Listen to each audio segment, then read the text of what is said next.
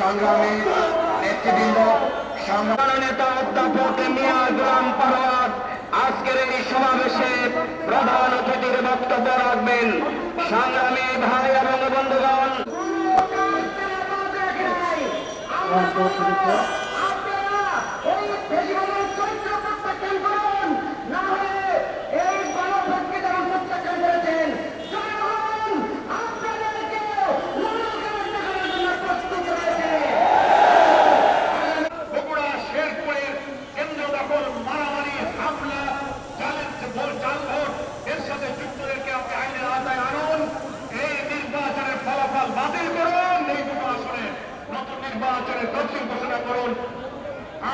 আপনারা সব কিছুই আগের মতো রেখে দিয়েছেন, কিন্তু শেখ হাসিনা ফ্যাসিস্ট খনি ভারতকে সাথে নিয়ে জনগণের বিরুদ্ধে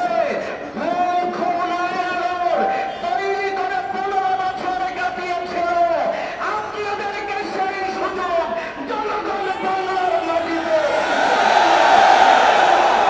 সংগ্রামী ভাই এবং বন্ধুগণ, তাই আজকের জুলাই সনদের এই সব আমরা মানি না।